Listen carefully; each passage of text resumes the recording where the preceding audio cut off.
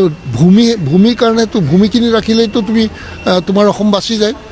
আজি তুমি ভূমি ৰখাৰ কাৰণে কোনো ধৰণৰ এখন লেণ্ড তৈয়াৰ নকৰিলা আৰু যাকে তাকে তুমি মাটি দি আছা বাহিৰৰ, আনকি 6 চিডিউলৰ এৰিয়াটো তেওঁলোকে ভূমিখণ্ড ৰাখিব পৰা নাই। আৰু 6 চিডিউল কিয় দিছিলে? ভূমিখণ্ড সুৰক্ষিত কৰাৰ কাৰণে। চব পিনৰ পৰা টানি আজৰি চব পিনৰ ধ্বংস কৰি লৈ গৈ আছে না। তো এইখন চৰকাৰক অসমৰ ৰাইজে কি বিশ্বাসত তেওঁক আকৌ এবাৰ ভোট দিব, মই সেই কথাটোৱে বুজি নাপাওঁ।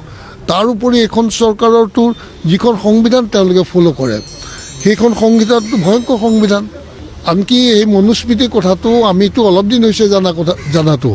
ইয়াৰ আগতে আমি জনা নাছিলোঁ। মই বিশেষকৈ বিহাৰ ইলেকশ্যনৰ পাছত মই মনুস্মৃতিৰ বিষয়ে গম পাইছোঁ। এই মনুস্মৃতি আজি মনুস্মৃতিৰ যিখিনি সাংবিধানিক প্ৰভিজন আছে তাত তেওঁলোকৰ মতে, সেইখিনিতো ভয়ংকৰ কথা। মানুহে শুনিলেও মানুহৰ গা কিচকিচাই যাব যে এইটো কেনেকুৱা চিন্তাধাৰাৰ মানুহ।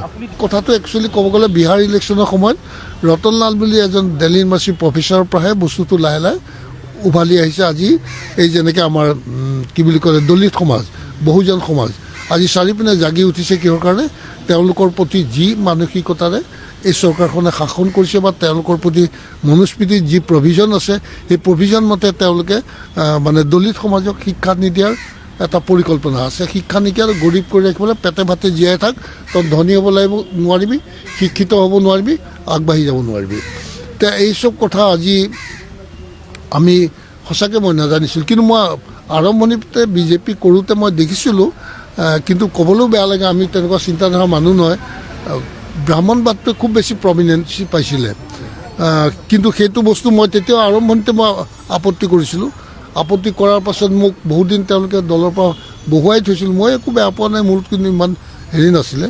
তাৰপিছত যদি মই আকৌ কিবা কথাত আহিলোঁ, তেতিয়াও মই আপত্তি কৰিছিলোঁ। কিন্তু এতিয়া দেখিছোঁ যে এইটো ভয়ংকৰ এটা চিন্তাধাৰা। গতিকে এইটো চিন্তাধাৰা জানো এই বিশাল অসম নৰ্থ ইষ্টখনটোতো চাৰিপিনে দলিতৰে অসম, এই নৰ্থ ইষ্ট। দলিত নৰ্থ ইষ্টে আমি আকৌ তেওঁলোকৰ এইটো যদি অভিসন্ধি আছে, ষড়যন্ত্ৰ আছে, তা আমি ক'ত জঁপিয়াই পৰিছোঁ, আমি সকলোৱে এবাৰ নিজকে ভাবি চোৱাটো উচিত।